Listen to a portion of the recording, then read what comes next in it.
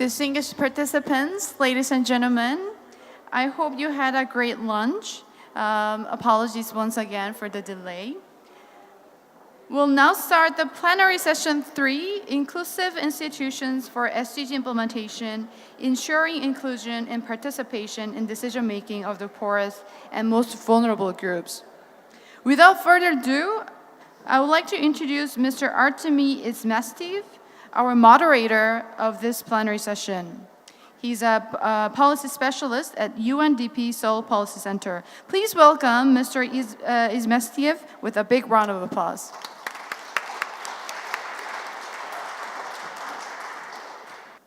Good afternoon, everyone, and thank you very much for the introduction. And may I ask the panel members to join me here on the dais so that we can start.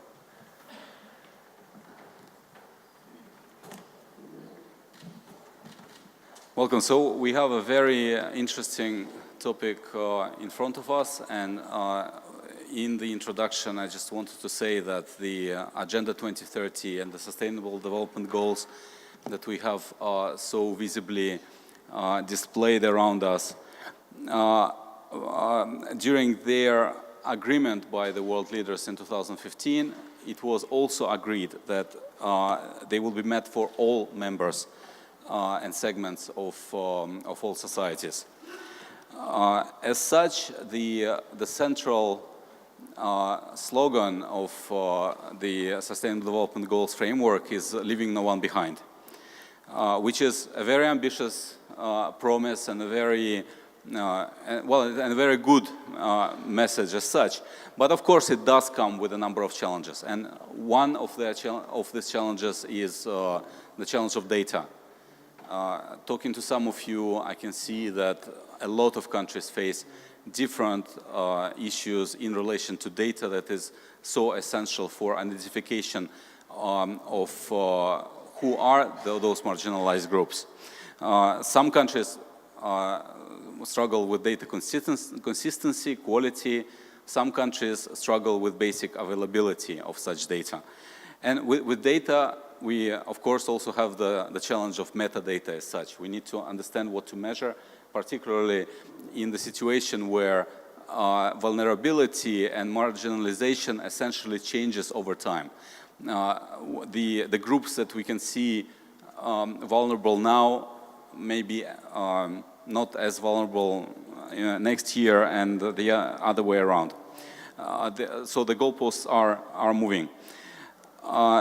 There is a policy challenge, whether there should be targeting or the focus on universal access to certain services, or the mix between the different policy approaches. Well, last session, of course, posed another question of whether the technology addresses vulnerability or exploits a vulnerability. There is challenge of financing, how to make sure that the financing mix that countries receive actually benefit very different segments of society. Well, this particularly applies to the official development assistance. I think for a very long time our international narrative around the official development assistance has been built around the quick wins, easy solutions. So how do we change it now towards a more nuanced understanding on reaching the vulnerable groups? And of course, our session is about the institutions. So the fact that we are talking about the leaving no one behind also implies that there was something that has not been particularly adequate in the past institutions, and some things at least need to change and evolve in order for us to have institutions that respond better to vulnerability. Just using my position as a facilitator, I wanted to say what my own organization is doing in this sense. Since I mentioned data, this year UNDP has significantly improved and adopted the methodology for the multidimensional poverty index as a way of addressing more comprehensively the different reasons for poverty. We hope that the index can trace vulnerability a little bit better and a little bit improve our understanding of how not to leave people behind. So we have a great panel of real practitioners. So we can start perhaps with Ms. Lynn Rowena Sidi, the Undersecretary of the Ministry of Development Planning and Aid Coordination from the Solomon Islands. Can you tell us, in the context of Solomon Islands, what does it mean to leave no one behind, and which groups are most vulnerable and the furthest behind? Okay, thank you very much for that question. Before I answer the question, on behalf of Solomon Islands, we are quite happy and pleased that we have been given this opportunity to be part of this panel to share our experience, but as well as to learn from other countries on some of the good practices that we can take back home with us and see how we can advance the implementation of the SDGs. In terms of the vulnerable groups within Solomon Islands, I would like to particularly focus on 3 groups of people which they are seen as vulnerable within the community, and these are the women, the youth, and people with disability. In Solomon Islands, women, to start off with, they are still vulnerable and marginalized. They're also part of the marginalized population within the communities, and this is because of their status within the community, where you still have these cultural barriers where they see women not as active players within the community, but rather as spectators, and they play the back role where they're mostly based in the kitchen doing housework and caring for the family. So that hinders them to actively participate in any decision making or taking part in activities that will help, for our development purposes.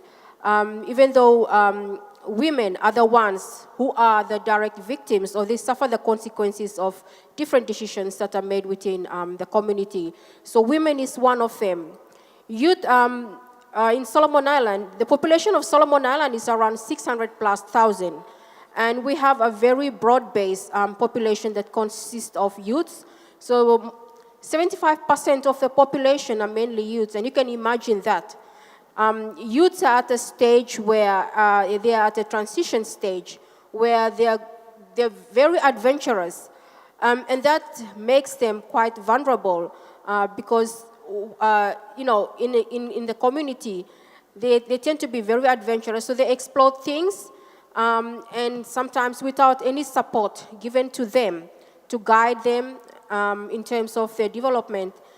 They tend to revert to things like antisocial behavior, and that leads to other issues in terms of crime and other behavior which are not quite good for the community in order for them to live in peace and harmony.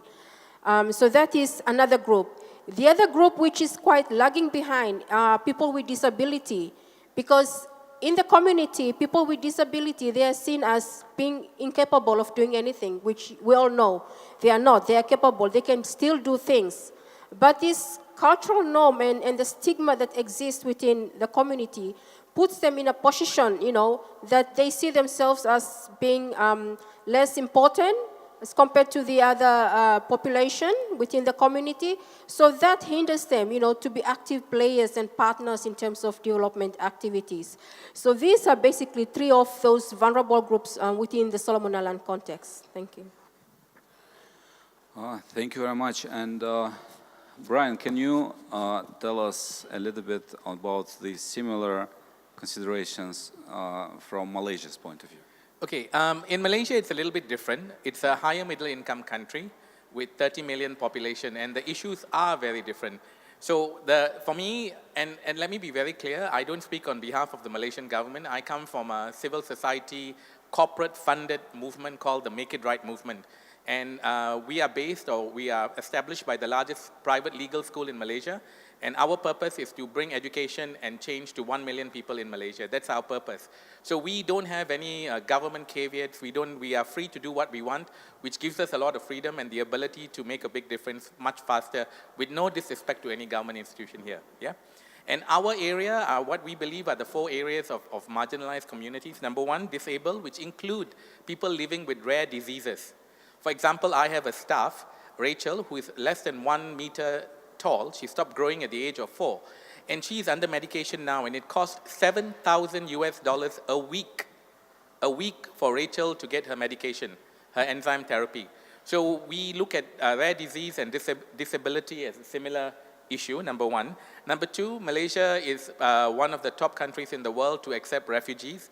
Unofficially, we are not a signatory to the Convention on Refugees, but we have over 200,000 refugees living in Malaysia from over 15 countries around the world. And my college, the Brickfields Asia College, is one of the top tertiary education providers in the world for refugees. The next is the lesbian, gay, LGBT community. That is a marginalized community. It's the whipping boy of the political system in the country. Every time something goes wrong somewhere, they say it's punishment from God for being lesbian or gay or transgender or whatever. So that is something that we do not accept. And last but not least is the migrant worker. Malaysia has 3.2 officially migrant workers, but unofficially over 7 million migrant workers. We are the host of Air Asia, where everybody can fly. Most of them fly in and don't fly out. So we have more than 7 million people who are technically migrant workers with basically no rights in Malaysia. So we are looking at how we can establish those rights. And with the new government that we've had recently, May 9th, we had the True People Power. We got rid of a corrupt government that was there for many, many years. We are hoping that that will change, and those kind of institutions, and we are encouraging other institutions. So what my movement does is support and capacity build other institutions who do better work than us. There are only 6 people in my organization. We cannot bring change with 6 people alone, so we empower another 200 different organizations and groups to bring the change, and that's what we do. Thanks a lot, Brian. I think we have some commonalities already and some differences as well. We have very diverse panel. We have the small island state and the country which is middle-income country, and the LDC, as well as some of the powerhouses of Asia economy. So it would be interesting to compare the perspectives. So let's go to Mr. Piju Kumar Shrestha, the Joint Secretary for Infrastructure and Production Division of the National Planning Commission, and also to discuss what's the definition of vulnerability and leaving no one behind in Nepal's context, and which are the groups that are the furthest behind. Okay, thank you. I'm very pleased to be here in this symposium. Thanks for the question. We in Nepal, we follow the UN definition of poverty, income poverty, that American dollar 1.25 per day, and Nepal's incidence of income poverty has been reduced significantly in the last 10 years, but still there are more than 7.3 million people living below the income poverty level. And studies shows that the poverty seems to be overwhelmingly a rural phenomenon. The incidence of poverty in rural areas of Nepal is higher at 27% as compared to that in the urban poverty of 15.46%. So unemployment and underemployment remains high in the rural area due to seasonal nature and low productivity in agriculture sector. And out-migration, similarly, out-migration of male youth remains very high in the rural area, especially in Province 7. Considering your question, who are the most vulnerable groups? I see the women are the most, in general, due to the various socioeconomic and other forms of discrimination existing in Nepalese society, women are generally more deprived and poverty stricken than men, particularly due to lack of resources, education, and remunerative employment opportunities. There are studies which suggest that women's contribution to agriculture is almost 48% of the total labor required to run farms. Women on average always earn less than men, whereas they are put in substantially longer work hours compared to men, especially in the rural area. So making this worse, their participation outside the subsistence sector in rural areas is more constrained than in urban areas. So this is the most vulnerable group in general. And besides this, we call it Dalit. They are the untouchables, especially the cobblers, tailors, and the iron smiths, the occupational caste people. The people belonging to this community, we call it Dalit, that is more or less similar with what India says as Harijan. And these Dalit people belonging, they are living in a swamp of illiteracy, exploitation, marginalization, absolute poverty, and caste discrimination. It is estimated that the Dalits may constitute around 20% of the country's population. So currently, about 24% of the Nepal's population live in absolute poverty. And under this poverty line, all Dalit women and most Dalit men are included. The situation of Dalit women is appalling, and in many instances, they have been deprived of basic human rights, dignity, and self-respect. So these are the two most vulnerable groups. Thank you. Thank you. I think it will be very interesting to hear your perspective, but we'll have time when we'll get to the rest of the audience for a broader discussion. But thank you very much. I think we are seeing. I'm conscious of the fact that, of course, your answers depend not only from the countries where you come from, but also from the institutions that you represent. And we have, mostly social issues brought up from the Solomon Islands. And of course, Brian, coming from the non-governmental background, was able to identify more groups, and we have an interesting perspective, mostly social economic, but also the perspective related to the cultural practices from Nepal. Well, this creates, I think, enormous complexity also for the NGOs that operate in those countries, and for official development assistance in general. For a long time, as I said, the ODA was built around the quick wins. Now it has the challenge of addressing the vulnerability and addressing the leaving no one behind. Ambassador Joe, you represent the most significant Korean network, uniting a lot of Korean NGOs working in all those countries. Can you tell us your perspective on the challenges for official development cooperation? One of the greatest challenge in the case of Korea is on the one, raising the total volume of this official development assistance, and also from the funding from the private sectors. And the other one is from also civil society. So we have three different sources of this funding, not just governmental official development assistance. So these three are the components in the case, and in the Korean case, we have to reach to the OECD standard of this the official development assistance. This is one of the elements, and the civil society is the donations, and from civil society, the funding has been steadily increased for the last 10 years, and since 2 or 3 years back, it's now stagnant at the moment. So this is another trend, but the now private sectors, the business community is really interested in, because of this new movement, new wave of this trend called the social economy or social venture.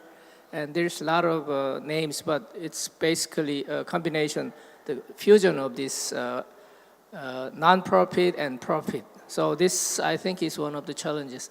And can I briefly mention on the issue of quick wins also? Yeah.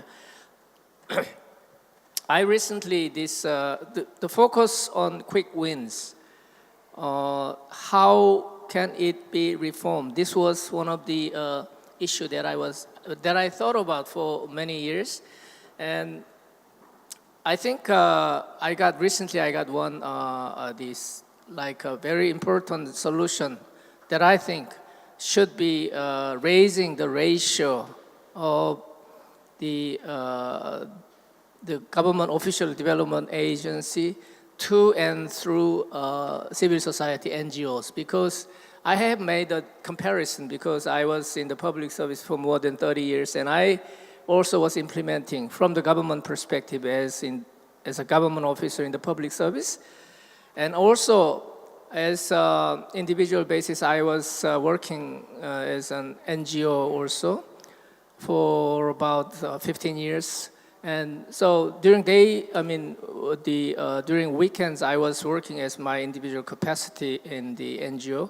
So I was actually working for those two different nature of organization at the same time, and I had a chance to compare the effectiveness of this. And it's really a drastic difference because civil society has really a great advantages over the effectiveness of this delivering the service to more customized, more the recipient-based outcome or approach. So in this respect, I think we have to utilize the very drastic difference of this competitiveness. So as long as we have we raise the ratio of the implementation of ODA through and to the civil society's NGO is, I think, one of the very important solutions.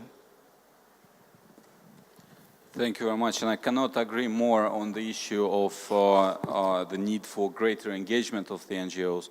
But of course, it's also worrisome to hear about the trend that you have noticed about stagnating allocations for the NGOs' participation in this area. Now, unfortunately, none of the panelists so far have mentioned the issue of aging, which I think is a big elephant in the room, particularly when we discuss this issue here in Asia. The demographic trends, essentially show that a lot of countries, particularly here in Northeast Asia, are very quickly aging. But we have Ms. Susana Concordo Harding, the director of the International Longevity Center of Tsao Foundation in Singapore. Susana, what can you tell about the numbers and the scale of aging in Asia, and what do you think this means for vulnerability of older people in the region? I think the numbers are, there's more older people now living in Asia. By 2050, 2/3 will be over 60. And I think it's a matter of, if you want to look at aging, either there's no denying that all the countries here in the Asia-Pacific region will be growing older as a society. It's a matter of, do you want to look at it as an opportunity, or do you want to look at it as a burden? I think if we start to look at it as an opportunity, then the framework by which you think about the policy responses would be very, very different. And I can tell you the experience in Singapore, how it has transformed in terms of policy responses, in terms of determining and planning actions that are very practical in addressing an aging society. Tsao Foundation is part of an international network of organizations working with older people called Help Age International.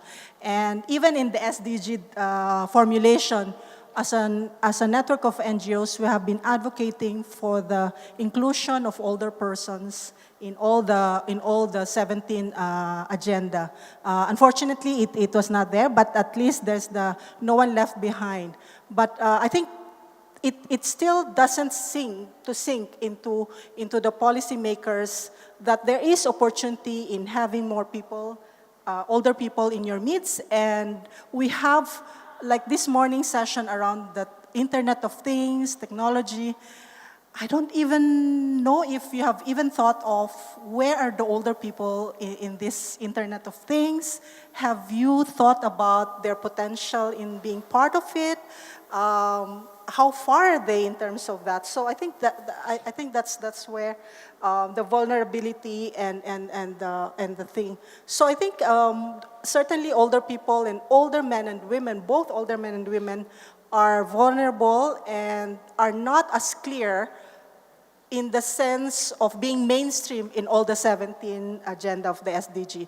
I think that's why there is a call for the international NGOs working on aging to have a convention on the rights of older persons that seems to be gaining some grounds in other parts of the world, but slowly not gaining ground in Asia Pacific, but hopefully there will be some energy and some efforts in some of the countries that are here to start thinking about the issue of older people and how do we really ensure that they will not be left behind. Because in the left behind, it seems to be like the older people seems to be the last, you know, in that kind of. So I hope it's not going to be that.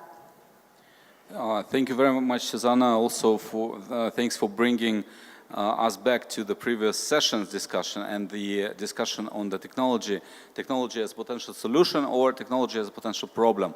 And I can fully relate to your challenge of this message not sometimes sinking in with the decision makers. I was in a group in my own organization working on the practice note on aging. We collaborated very closely with Help Age International, and the practice note was not approved by our own management. And so I can understand how difficult it is, but how necessary this work is. Now, we also need to give justice to the host country, and for most of you coming from abroad, usually the visit to the Republic of Korea is very impressive. The country achieved a lot over the past years, and I think here in Songdo it's a wonderful illustration of the progress it has been making. At the very same time, it's also a country that does struggle with its own vulnerabilities, and this is why we keep on referring to Sustainable Development Goals as an agenda that is universal across the world. And we are very privileged to have with us Ms. Kang, the winner of the speech contest and the youth representative on migrants inclusion from Hankook Academy of Foreign Studies. So as a youth representative, can you discuss on the vulnerable groups here in Korea, and what do you think are your ideas for their greater inclusion? So I would think right now, so I did a research on the current status of Korea, like the social atmosphere and everything. And what I found was that there was a lot of like refugees and migrant workers coming into Korea. But then like comparatively, Korea was not that much prepared to sort of accept them as parts of society. And there are like there are subsequent like problems that are emerging in the society today, including the social antipathy that Koreans tend to have towards these incoming refugees, or just the systematic problems that the country tends to have right now regarding its refugee admission systems, because the country isn't experienced with accepting new refugees or migrants in such a huge scale. The country is a little bit not that prepared as of now, but then I think that this migrant inclusion crisis, or this this tendency for migrants and refugees to be coming into Korea but not being as included as much into society, is definitely one of the problems that Korea is facing right now. Thank you very much. And I think what you are bringing up is also very interesting from the point of view of universality. You know, you're talking about the social attitudes towards a marginalized group, and I think it's an issue that is relevant across the board. Yes, Susanna. But just want to add, from the aging perspective, I think we need to understand vulnerability as from the life course perspective. If we fully understand it, then we know that the vulnerability could be actually stopped at earlier stages. We don't suddenly become poor when we're 60 and ended up, it's an accumulation of the vulnerability and the marginalization early on. So I think to a certain extent, if we really want to, even the diseases and all that, the lifestyle and all that. So I think it's very important in the policy to understand life course and how it really produces vulnerability early on, and that impacts when you're older, when you're 60, 65, living on your own, widowed, no asset, and no family to take care of you. Or if you are healthy, but no social network. So there are different profiles, but it doesn't kind of produce just when you become 60. It's not, so I think that's also very important. And the WHO has always been espousing, look at life course perspective from the health side. But I think the framework could actually be used, and we're trying to use it in the regional network that we've developed out of Singapore, in the ASEAN, to look at it even at the financial framework, at financial security, using the life course approach, and be able to identify where are the vulnerabilities. Yeah, thank you for this contribution. I think it's very relevant, and you're right that understanding the vulnerability is the key. One thing that I also want to discuss is what I mentioned at the very beginning, the evolving nature of vulnerability. And we know that there are some global trends that significantly affect populations around the world. One of them is climate change. Now, the small island states in the Pacific are at the front line when it comes to the climate change. So could you, as representative of Solomon Islands, discuss how it changes the whole concept of vulnerability and your definition? Thank you. Thank you for that question. As you all know, Solomon Island is a small island state. We are covered by the ocean. And the effect of climate change in Solomon Island, I guess, is no different from other smaller island states. One of which is the sea level rise, where we have some of our islands are slowly filling up with the ocean, or it's submerging beneath the water. Understanding as well that most of this population which live at these various locations, they live there for the rest of their life. That's where they live. That's part of their livelihood. So the effect of climate change on these various groups which are already vulnerable even makes them more vulnerable and put them in an awkward situation where they have to deal with the impact or the effect of climate change. At the same time, given their vulnerability within the community. So sea level rise is one of them. And the other one as well is these vulnerable groups, they are also faced with the risk of food security. So women in particular, they are forefront players who help to feed the family. That's their core duties. That's the function that they play, or the role that they play every day. And given the impact or the effect of climate change, where we have extreme weather conditions happening, there are crop failures, which means women have to look at other alternative means of feeding the family. And the shift now in Solomon Island, part of it which is attributed to this impact of climate change, is people are slowly moving into having as part of their diet imported food, which then brings up another issue of non-communicable disease, which is quite prevalent in the country, where almost 60% plus of the deaths is attributed to non-communicable disease. And it's really a health concern for Solomon Island. That is one of them. The other one is the effect of climate change on vulnerable groups is displacement, which, like I mentioned earlier, these people, they live on this particular location for, that's where they live for the rest of their life. So when you go out and tell them about the impact of climate change, they won't believe you until they see it's happening.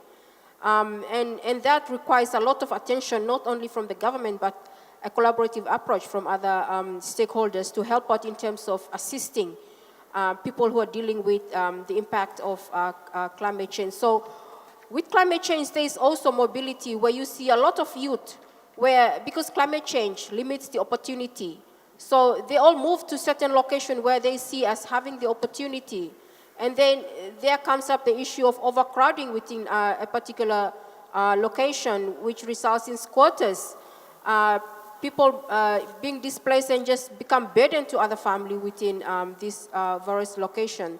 So that's, they are being vulnerable to the effect of climate change, and it's something which I guess everyone is being affected by it, not only the vulnerable groups. Thank you. Thank you very much.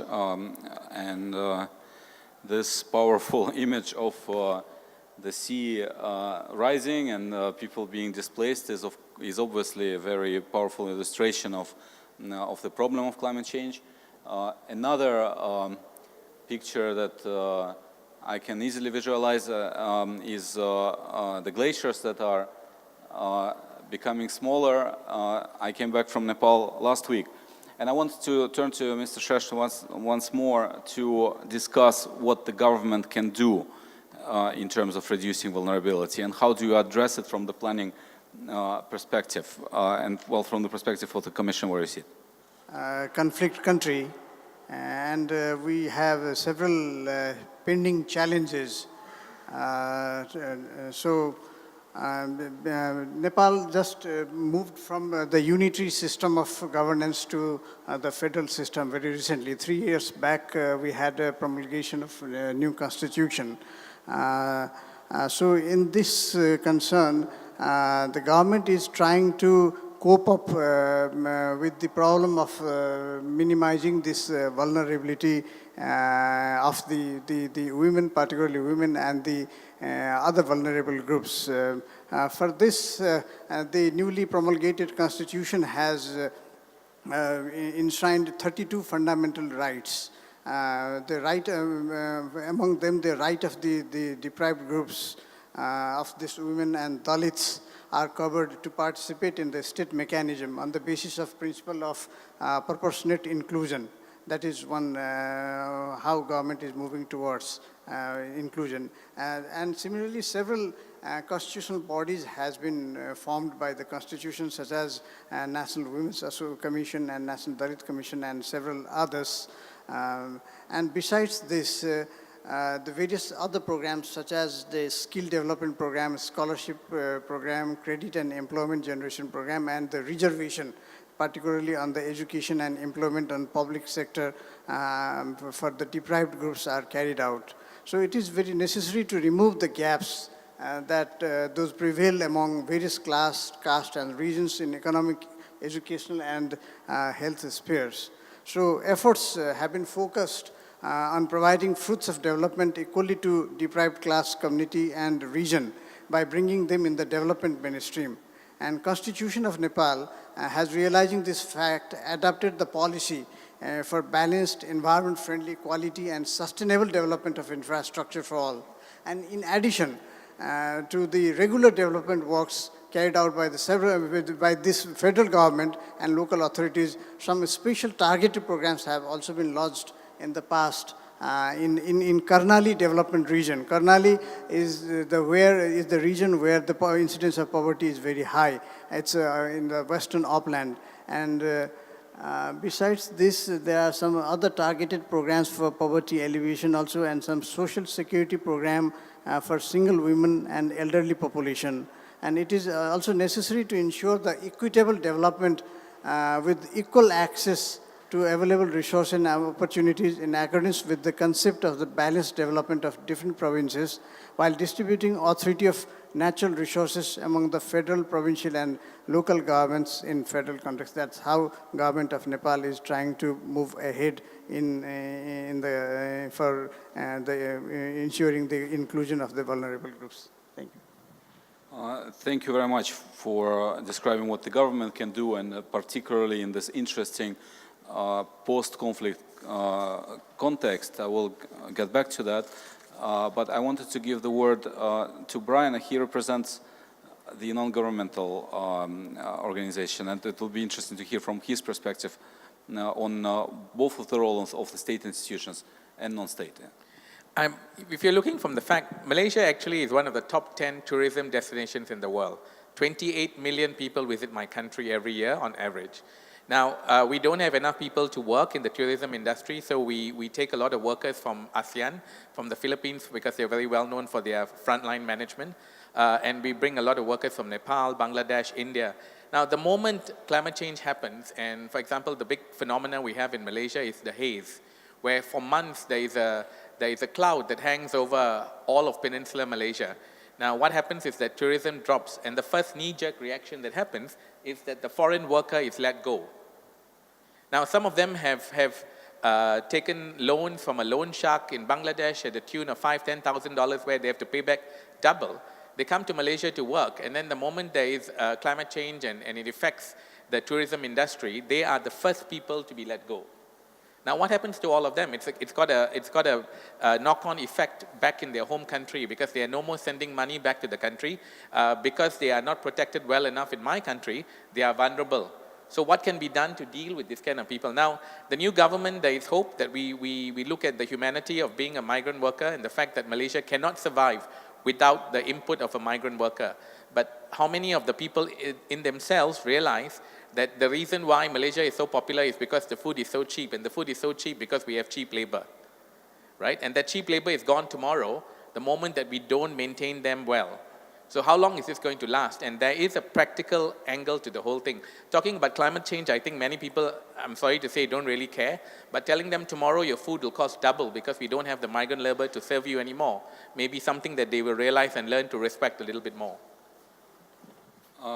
Brian, can we stay maybe on you a little bit more? And you ask a lot of questions, right? But you also rightly identified that you now have a unique opening. You have the new government, you have it as a result of a true people power. What would be your recommendations to the new government, and how the new government should address these challenges that you rightly identified? Well, the good thing about the new government in Malaysia, they're all made up, a large number of them are made up of people like me who are social activists. So the problem, of course, is that being a social activist doesn't make you a good administrator. It just makes you a bleeding heart. Now, how do you manage to take your activism and change it into a manageable? I mean, there is an art to being a civil servant. Not anybody can be a civil servant. You have to make hard decisions. You have to know the difference between what is right and wrong. And I think bureaucrats are punished too often without looking at the work that they do. So I think the issue is taking your activism and changing that into the reality, bringing that reality and moving away a little bit from, it's just black and white. There is a lot of gray. How do we deal with that gray? How do we bring that in? The reality is that, we don't have to worry about if a government of 61 years can be changed, means that 61-year-old rules and regulations that were there, that came from a result of being a colony. Many of us here are former colonies. We have inherited the negative part we've inherited some positive parts, but to a large part, much of it is negative in my opinion. So how do we get rid of that negative thinking, the negative laws, that move towards transparency and the right of a foreign worker to be respected for what they do as a human being and not as a chattel that you can buy and sell as and when you want, where it's to your convenience of your country's development. I think that's the humanity of the whole thing. So bringing that international flavor into the whole thing, I think is very important. Thank you very much, Brian. I think a lot of my Korean colleagues in the room can relate a lot to the situation in Malaysia and to the difficult path of activists becoming administrators. But I also think that what is happening is extremely remarkable, and of course, I think changed our definition of aging, and what the new Prime Minister with 93 years old, I think changed everybody's understanding of what can be done at old age. However, we remember that it's still a vulnerable group, so I wanted to ask Susanna, what can the government do to empower the aging populations so that we can have more cases like Malaysian new Prime Minister? I think there are plenty of efforts within the region that we can all learn from. We don't have to reinvent the wheel. I think the idea is, if you look at it from the current cohorts of older people, a lot of them, the education level is very low. So their employment history, so a lot of the things that's kind of like their situation is, as I've said earlier, it's an accumulation of what was in their past, right? So, but moving forward, I think we have a very good potential that if we look at aging from a life course and we start looking at from the young, for sure, those who are born right now for sure will live up to 1890s. And even demographers are saying 120 will be the new 100 at some point within our lifetime. So I think we need to really change the narrative around aging. And then from there, we can start looking at how to address it effectively. And that's, I think, is the effective mainstreaming, looking at it from the framework, and then incorporating it in all. But the current cohorts, for sure, we need to address their needs. They are the generation that kind of transitioned us from the wars, from the remnants of the wars, they are the ones who toiled so that we can enjoy this beautiful country and city. A lot of them have worked hard, and to leave them behind right now when they're 80s and alone, widowed, I think is kind of like a very sad, no matter how much we discuss here, it's a very sad situation to find somebody in that situation. So I think for the current cohorts, there's an urgency for us to look at their needs. They have different generation. They have very little education. They're not tech savvy. I don't think they will be part of the Internet of Things unless we really meaningfully look at them now and incorporate them. But education was a big part of being able to be part of the new technologies. So perhaps we need to really address them. But the next cohort, we look at them now, and a lot of them are in this room, I think. The next cohort of older people, those who are in their 50s, I'll be one of them, 10 years down the line. So I think we can do something. We're educated, we're more educated, we feel more empowered. So I think that our experience should be different, but we need to start thinking about it now. So I think that's my message. Thank you very much for this essentially very positive message. And Ambassador Joe, well, we discussed a number of challenges, climate change and the fragility and conflict, as well as the social issues. And to what extent do you think the international community is prepared to address them? As I hear the presentation and sharing of my colleague here, two thoughts came to my mind. One is how we can, this will not be directly involved, but I think it's a related issue, because one of the key challenges for the Korean average people at the moment, general public, is how we can reduce the pressure of this speed of changes.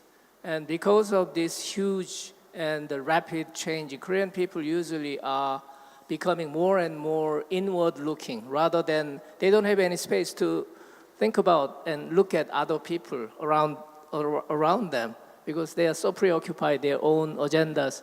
So I think this is becoming more and more a serious problem.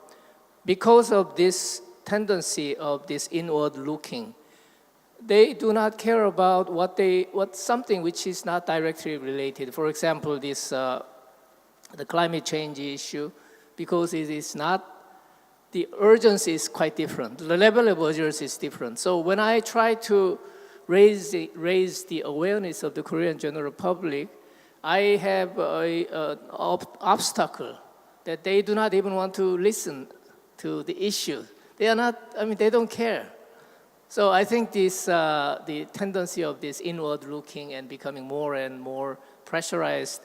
So I think, and also attention span is so short. We are becoming like almost golden fish nowadays. So I think this is something, one of the fundamental psychological, but it's fundamental issue. The other one issue is when I hear my colleague from Malaysia and others, it reminds me my concern about the shrinking space of civic space or civil society's room to maneuver. And in the Korean history, in one generation, we went through one of the most dramatic changes in this civic space, political democratization, and we have gone through very drastic, and we have a lot of Korean ex-president is in prison or was in prison, and this didn't happen in any other country, and we have gone through very unique track of this expanding our civic space or the democratic the aspect, not just the economic miracle, but democratic one. So shrinking civic space is somehow, I feel that Korea is one of the becoming more and more exception rather than regular or the normal one. Because so many countries I can sense that the space is shrinking even in the Western world. And not just the authoritarian countries that we know, but not in the traditionally the people or the region who are leading this human race to this expanding the civic space and democratization. But I think we are now witnessing a step backwards. I mean, not just one step, but so many steps. So I'm really serious and concerned about this because this is related with all other issues. So these two thoughts came to my mind. Thank you very much. It's very valuable consideration, and this is the discussion that we had in a number of similar fora. But yes, it's a good news that Korea and Malaysia for now are a bright spot on the Asian map, which is overall not a very happy place for the civil society. I have more questions to the panelists, but I would like to open the floor to the participants in case you have any questions and comments. When you make your question, I would like you to be brief, to please introduce yourself briefly, and to tell whether you pose it to the entire panel or to one of the panelists. Yes. Thank you very much for this opportunity and for these useful points for discuss. My name is Salvo Chamo. I'm from Mozambique. I think this issue is very interesting. For myself, on daily basis, I work in monitoring and evaluating some development and social programs, mainly on the communities. So in Mozambique, I think you are advising on, regarding the drafting, the policy reforms, legal frameworks to protect and empower women rights and economic empowerment. But one of the challenge, as I've been saying here, is the informal rules or norms that are still prevailing in some countries. I think the challenge is to how to deal with those institutional reforms, laws are in place, but it's still a gap in terms of informal rules that's still prevailing. What example I want to say is about like when you consulting for drafting the economic social plans, the participation of the women are very low. They don't even participate because of those cultural norms or even at higher positions. So, because more take care of the farms, and other norms like is affecting things like you empower for financial access for women, but at the end of the day, who decide to manage the financial resources? The men. That's apply for I think so some countries like mine. But my big question, I don't know if there's a formula for that, how to address, what strategy you can have, because as I say, there's a reforms, there are laws, there are policies, but there is still this gap, and to implement it, to have this more inclusion on the vulnerable groups, such as women and other stakeholders. So I'd like to know if there is some other, because you are doing a lot in terms of capacity building, drafting policies, but still poverty is still there. The access for the information. So that's why I thank you for the opportunity. Thank you very much. Very relevant question. It's first of all, well, it echoes what has been said about the traditional norms in the countries. The colleague from Nepal brought up the issue of Dalits, and it also brings us back to the actual purpose of our panel on inclusivity of the institutions and how to make sure that the processes that are designed to come up with policies include all the groups. Susanna, you have a point, right? Very practical. Just change, become the wife or the mother for one day and then experience how it is. Because in our experience, sensitization is very important.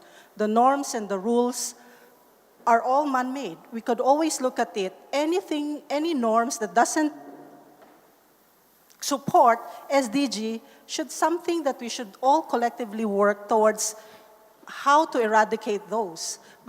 But a lot of things we cannot understand. Like, say I represent the older persons, but I can never truly represent because I'm not an older person right now. I can only proximately experience and understand their needs.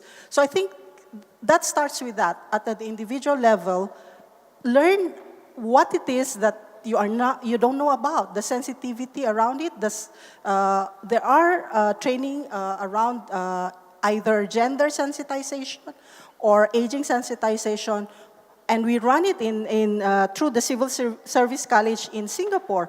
We run training program to sensitize policymakers to fully understand aging and what does it mean to be an older person in terms of even just for a few hours, and then be able to reflect on, so what does it mean to you? So you could start having a reflection and then be more understanding of then what does it mean.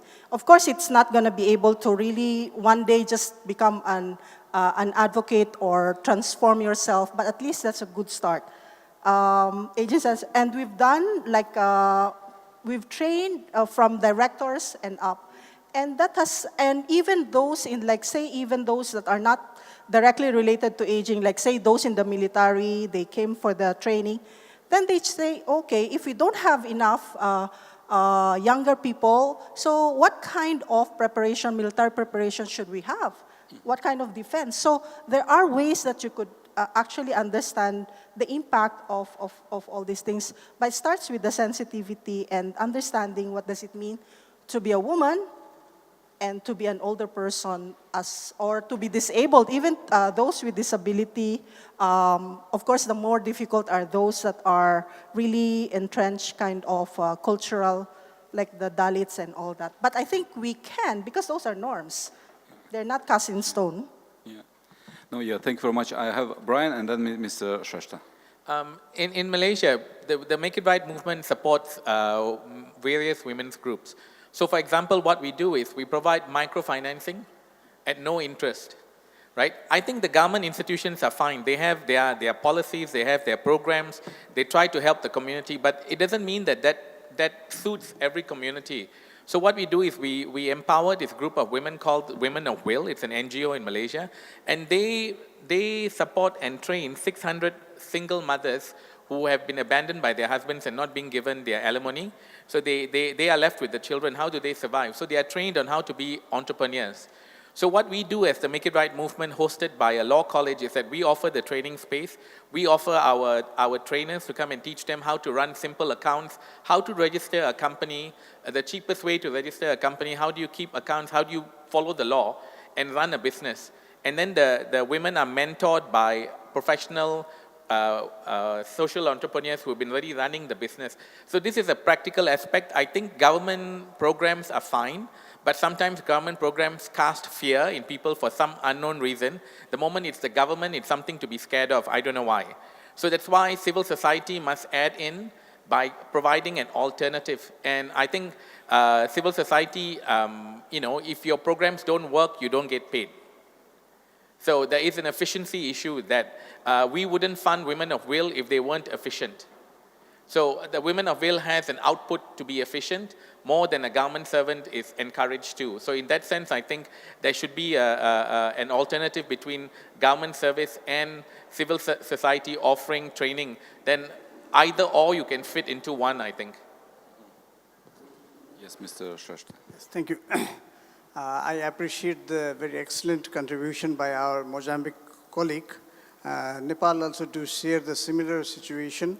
A very recent study has found that even though women's access to farm resources increased over time as a result of increases in agriculture yield, the monetary control of the surplus product, if any, still remained in the domain of the men. The study has observed that although the development efforts brought about an increase in women's participation in various activities, their direct involvement in public spheres is very much negligible. So findings from another study also which explored the nature of the changing livelihood systems provided similar implications regarding the feminization of poverty in Nepal. According to the study, although women were primarily held responsible for taking care of livestock, very few had access to or control over the money earned by raising, say, the buffaloes. And in fact, the practice of buffalo raising had resulted in an increase in women's work and at the same time decreased their mobility. So you see the irony. So another unanticipated effect was an increase in the dropout rate of the girl children at the schools as they were expected to assume the increased livestock responsibilities as their household chorus. But still, confronting with this challenge, I see the three formula. The one, as our colleague from Singapore was saying, the sensitization, advocacy, and awareness raising, in which the non-governmental organizations are very much instrumental in Nepal. Besides this, the second is the change in the mindset, both of the men and the female segment of the society, and equally the capacity building. Capacity building not only focused on the literacy, but also with the numeracy. What government of Nepal believes that the access to finance or the numeracy, numeracy with the literacy will enhance the entrepreneurship skill of the female populace. Thank you. Yes, please. Thank you. Just to share Solomon Allen's experience in terms of women and how the government support them in terms of empowerment. The government has established divisions within the ministry that look specifically at different vulnerable groups. So they have a division for women, they have a division for youth and children and so forth. And like other countries have mentioned, there are programs which are in place that helps or focuses on helping out women. One area in particular relates to business training, where we have women in business organization, which is supported by other NGOs in collaboration with the government agencies, that tries to empower them with business skills, because women in Solomon Island, from recent statistics, have shown that there is an increasing number of women who are going into the sector who become business or entrepreneurs. So this causes the government to further look into that. But I guess the challenge for the country is the coverage, which is at the moment it's more focused within the urban area, and not so much as in the rural setting where much or the majority of the women who are seen as vulnerable are living in. So that's Solomon Allen's experience. Thank you. Thank you very much, and I'm really grateful for the question that that helped us focus on the core aspect of this panel, the institutions and the response of the institutions. Yeah, but I must say to the point from the colleague of Mozambique that the informal rule that the man is in charge of financial resources definitely doesn't apply to the country where I come from. But we have other questions. Yes, please. And then. I'm Dr. Iqbal Chauhan. I am Director General of the National School of Public Policy in Pakistan, and I'm a civil servant too. Coming to the problem of refugees, we have a whole problem. Problem is much more worse in Pakistan than in other countries because we have Afghan refugees there for the last 40 years now. Up until 90s, UNHCR was providing them with food and other things, but since 90s that aid has been cut and they're solely on our disposal and their number is in hundreds of thousands. So some of them got absorbed into the local population, finding jobs for themselves. But then the problem arises, they can't register with the local authorities, right? They don't get their identity cards, so whatever assistance to eradicate poverty is available to our own population. Even that is very scarce considering that 40% of the 200 million population we have is living just on or below the poverty line. So for them, the problem gets more acute because they are not legally entitled to any direct intervention which the government makes from time to time to serve the underprivileged population. Mm-hmm. Thank you very much for this extremely relevant point. We have one question from here. Thank you. This is Mustain Billah from Bangladesh. We receive a lot of information about vulnerability. Bangladesh have two major vulnerable groups, especially climate change. You know, Bangladesh is a delta and surrounding by Bay of Bengal. And another group is the disability. But one thing I raise here, last 1 year, Bangladesh received 1 million Myanmar Rohingya people. And they are located in the coastal areas. Government surrounded to them, and they are give some supported humanitarian grounds. But I feel that 1 million people, in the 1 million people, women and children are more vulnerable. And I want to give some suggestion how we can face these kinds of problem to ensuring sustainable development goals. Though Bangladesh is facing so many problems, and nowadays Bangladesh moves lower middle income country, but 1 million people is very much create big problem. I mean, it's not the problem to Bangladesh, maybe it's a problem of the Asian and Southeast Asia. Thank you very much. Anyone can raise. Thank you very much for this interesting point, for a reminder of the refugee crisis that is very much on the attention of the international community right now, and the reminder of the refugee crisis that has completely disappeared from the attention of the international community, but it's still there. Are there any additional questions or comments?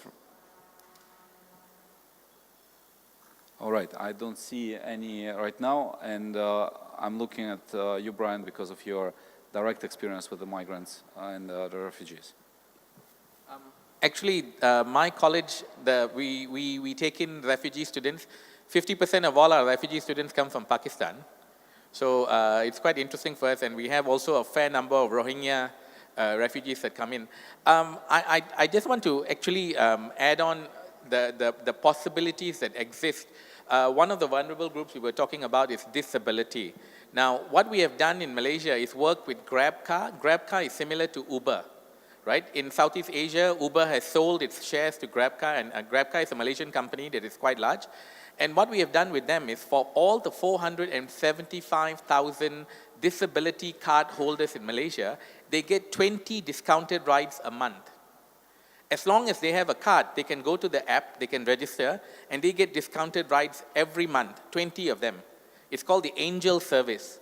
Now, Grab had been discussing with the Society of the Blind for about a year, and the Make It Right movement within 1 week managed to get it launched and started, right? And I'm not giving, I mean, the key point here is a civil society organization that's efficient like mine. I'm sorry I sound if I'm blowing my own trumpet, but we are very efficient.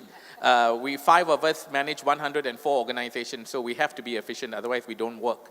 And what we've done with that is the simple idea of connecting the right people with using our business acumen, and we've managed to get the disability group. And the next group we're looking at is actually the aging population, of how we can actually train drivers to go to a home, fetch an aging person, to go to the hospital when their children are too busy working, to take them for their medical checkups. So the drivers are trained on how to fold a wheelchair, pack a wheelchair, help a person with disability to move from a wheelchair into the car and out of the car. And the next target group we are looking at is the old aging population. These are some of the steps that we can do that are practical, because I think as much as talking and creating policies are fine, a policy is only as good as how well it is implemented at the end of the day. And I think that's the power of the corporate body. The power of the corporate body is they want to show that they make a difference. They want to show that they are the preferred company. They want to show that they practice corporate social responsibility. So you need to pick your battles well and pick the right company and push them and embarrass them into doing your work. Right? If they make money from society, they have to give something back. There's no way you make money from society and don't give anything back. It's unacceptable. Thank you very much, Brian, for this very interesting, concrete examples. Yes, we have one question here. Hi, I am Praveen from India. I am mayor of the Gujarat cities. I want to know many countries, what can they do for the disabled person? It's a good question of yours. Disabled percentage in India are 21 million. It's more than per lakh 2130 per lakh. So that's the idea is Uber 20% discount is a good idea. Any other countries, if they can do any ideas, then we can implement in our countries and all, as well as in the implement in government policies. So share it. All right. Are there any interesting examples, additional examples, related to disability? Yes. Sorry, disability is my area of interest. Yesterday, in Malaysia, we launched a new portal called specialjobs.com. And the idea of the portal is everybody whose resume and CV is in that portal is a disabled person. Special job portals. I'm happy to share the website with you. And it was launched again by the Make It Right movement. The whole purpose, it's our civic duty to society. So what we do is we gather resumes from people with disabilities. Then we go to the companies that are disabled friendly. For example, Microsoft. I don't know if you know, Malaysia was the first country in the world to have a Starbucks completely run by deaf people. The whole Starbucks is run 95%, one normal person, and the rest all the others were deaf. And they have now copied that system in Seattle. The origin of Starbucks in America is copying Malaysia and opening a Starbucks in America run by the deaf. So I think the idea that we always have to look to the West for ideas, it's time to stop it. It really is time to stop it. I think there are great ideas in the West, but we also have great ideas in the East and in the Pacific Islands and everywhere else. So it's time to use our resources, right? Take ownership. We own this. It's our people. Only we can help them. Nobody else can. And I think we need to do that. And I think it is the whole concept of thinking out of the box. Just break the box. No need any box. Think about what we can do, and it's only our mind that stops it. So we launched the portal yesterday, and within today, we have more than 150 new resumes of people with disability. This morning, I got 5 emails alone of people with disability, high-functioning, autistic youth applying for a job with me, and I will give them a job when I go home, right? So that's, I think, the ability to create the space is very important. This is great and very concrete example. And I fully agree with you that there are practices everywhere. And I think it's not a question of East or West. I think that the SDG framework provides us a good opportunity to exchange, to learn across the board. This is why it's a universal agenda. And just in relation to the important question from both Pakistan and Bangladesh representatives in relation to the empowerment of the refugee community, one thing that comes to mind was the discussion that we organized this week on the launch of the Pathways for Peace report. It's a joint UN World Bank publication on how different organizations have, can address the issues of conflict in different places. Well, one of the KCOC members was actually saying, well, we talk a lot about the greater coherence, about working together, about the nexus approaches between humanitarian and development assistance, but she was in Cox's Bazar. She spent two months there looking at the situation of the Rohingya refugees, and she found that there is very significant lack of coordination, that all those things, all those frameworks are not exactly actionable. But I think that, at the same time, we do have a number of really interesting practices emerging. Last year, I attended a forum in Istanbul where Turkey has been presenting a lot of interesting practices with regards to the integration of the Syrian population. They realize that this is a long-term issue, and this is why they take a very long-term approach towards it. In a number of Arab countries, there are some interesting examples as well, and this is why I think it's a discussion that deserves sort of its own group that can share, those kind of practices. Once again, I would like to see if there are any additional questions. Otherwise, I will proceed with a few more questions for the panel. I have sun in the eyes, but I don't see any hands. But one of the things that I wanted to discuss with you, and it's a question for everyone, is what do you see as future trends in terms of marginalization? We have the discussion in the context of the SDGs. We have the framework until 2030. How do you think the vulnerability will be evolving, and what will be the most important challenges that we will have to address in the future? Any volunteers? Thank you. Thank you for that very important question that focuses on the future and vulnerability. I think in terms of, for Solomon Island, the issue of vulnerability in the future, we're hoping that it will change, because at the moment there are reforms that are happening, even though reforms and policies are in place. But the challenge for us is the pace that is taking, and that the need for a much more collaborative approach rather than just the government doing its own business in terms of looking at the vulnerable groups and how it can support them. But it also requires the active participation of other stakeholders and NGOs who also help in terms of vulnerable groups. Because for Solomon Islands, there are a lot of help out there. There are a lot of activities and programs implemented by various groups. But as the moderator has mentioned at the start of the presentation, that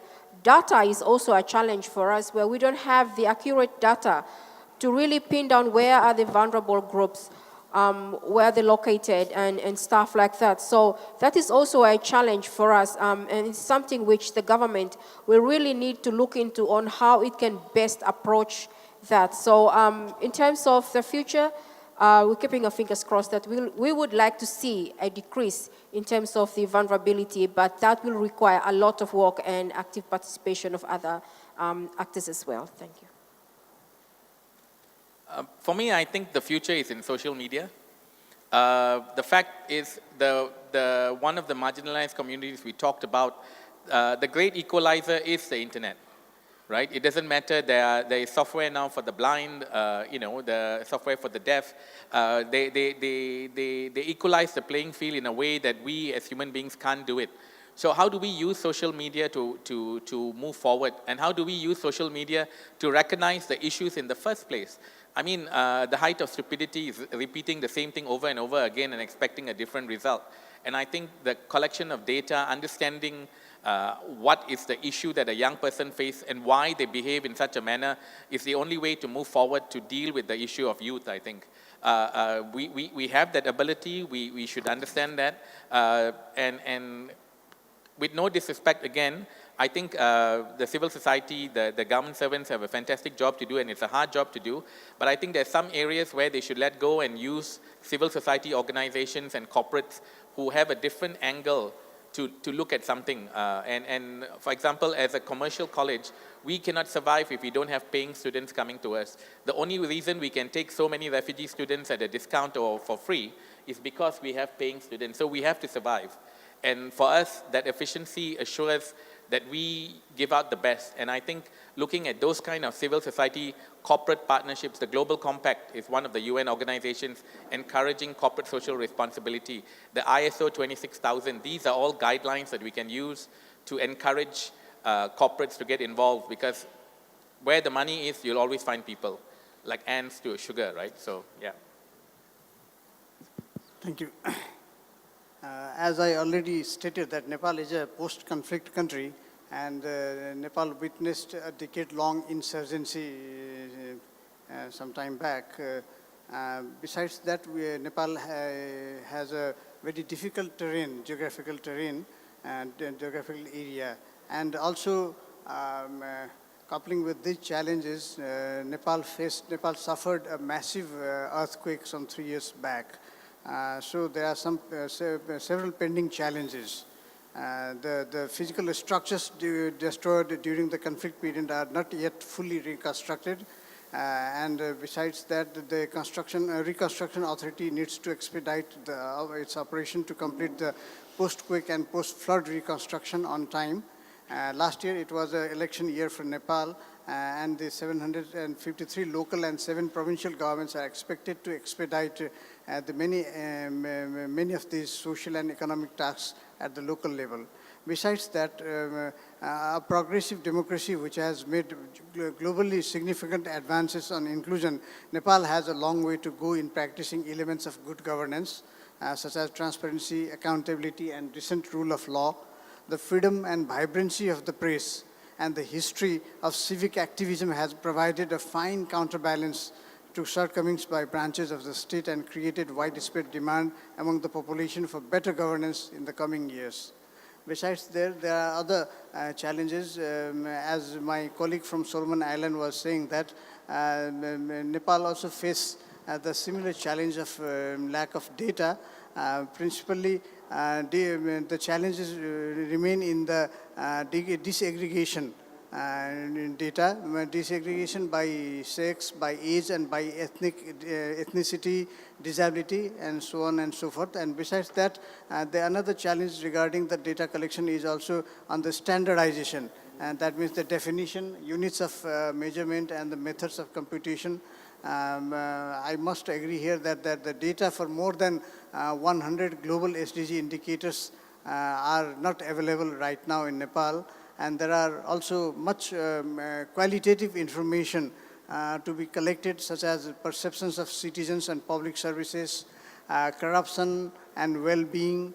There is also a big difference between government recorded data and those compiled by the non-government organizations. This is particularly in the case with the violence, crime, human trafficking, violation of human rights, and so on and so forth. So these are the challenges Nepal faces. I can consider as the barriers to the inclusion. Thank you. Thank you very much, Mr. Rashtra. And Ambassador Joe, what do you think the KCOC will be focusing in the next years? Rather than KCOC, I would like to share my experience. The future in the based on Korean experience and my also personal experience, I think the future depends on the civil society. Because when I reflect in my 30 years ago, when in my 30s, the first sector, the public sector, was leading the country. They were the engine. In my 40s, 20 years ago, the business community took over. And in my, since 10, after in my 50s, the civil society is leading. So I think this clear shift of the priorities, engines of my country as a whole. So I think I don't know whether it can be applicable to other countries, but in our experience, in Korea's experience, this may be a good, the evolution of the society. The sectors, first, second, and third sectors. Thank you very much, Ambassador Joe. I think it's not only your personal experience, I think it's now Korea's message to the world at this moment. Yeah. And Susanna? I think three things. One is, if we don't act urgently, the vulnerable sectors or members of our society, the older people, older women, or the women with a disability, or the refugees will continue to do so. So I think that's one part. Because the institutions or the structures or the norms and the rules are not, if they're not going to change, then it will continue to be a cycle. So I think that's one. So the poverty, marginalization of a lot of elderly and older women especially will continue.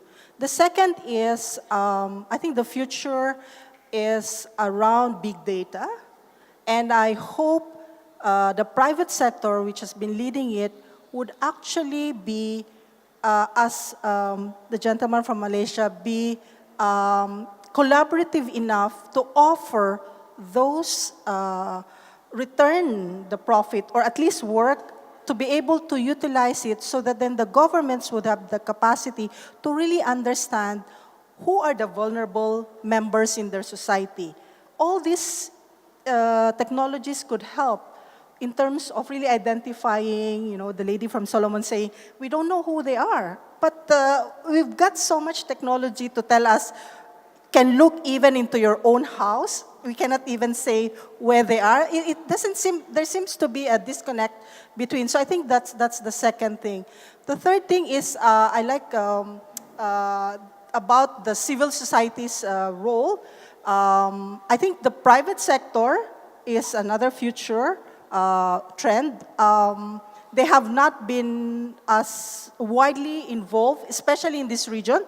There's a lot of big businesses in this region, but they are not being involved yet in terms of all these things. So I hope they will come forward as much as they have done in Malaysia or in Singapore. Other countries could also do their part.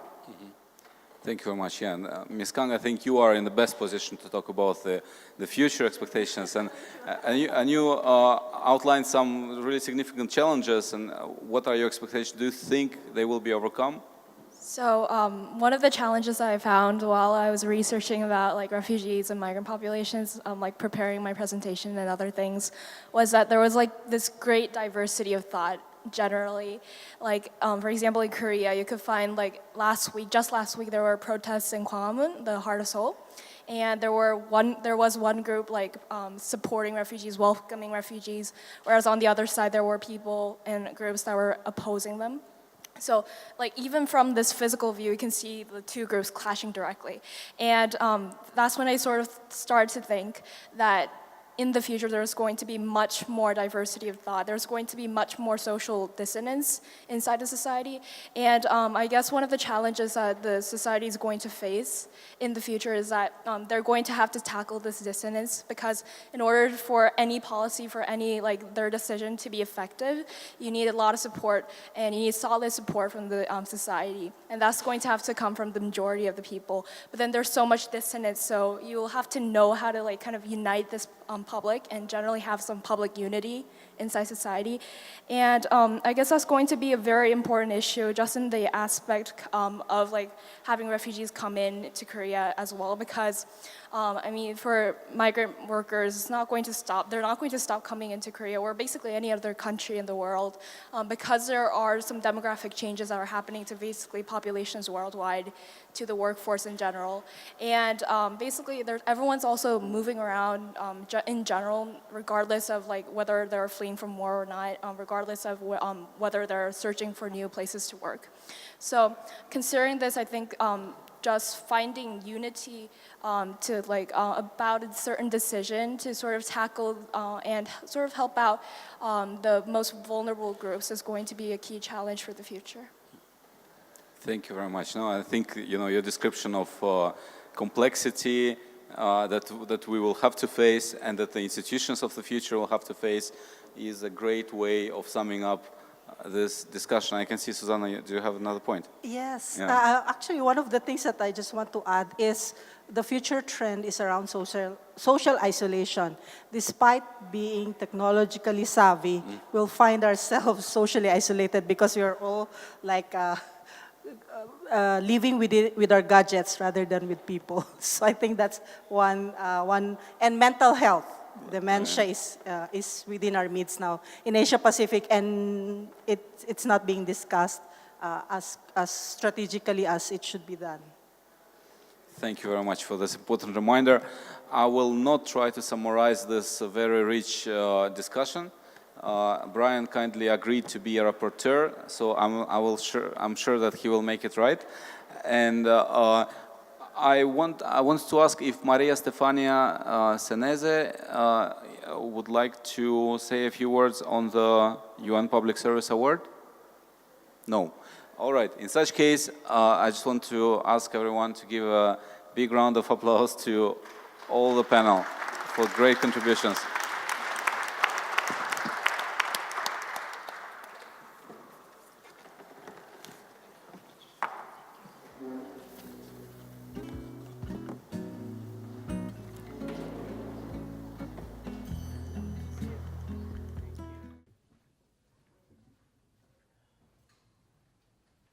The Asia-Pacific region contains 60% of the world youth population. There are 700 responsive, inclusive, participatory, and representative decision-making. There's lack of reliable data concerning youth. We'll hear about this. So it was established by the 19 young leaders from Asia Pacific, which was active chapter in 7 countries. So it's in Indonesia, Nepal, and this. In each country, we have different work. We do different programs in the school, college, and organization about sustainable development alone. So that was the St. Logan campaign. So we also do bridging with the government development partners and young people. So I will start with my country. So it's like they stop regular class, and it's like house owner to home discuss because to make a big road and sustainable.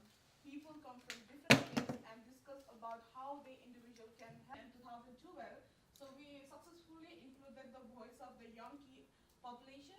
Young key population means, and also youth-friendly space for the key affected population. And women living with HIV inside a project called Right to Health is less desirable because of the corrupt politics and also because of the corrupt, and also they don't want to engage in all those stuff.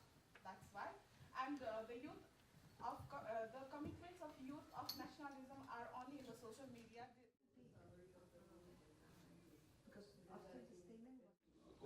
From who is the UN PSA winner this year from Thailand?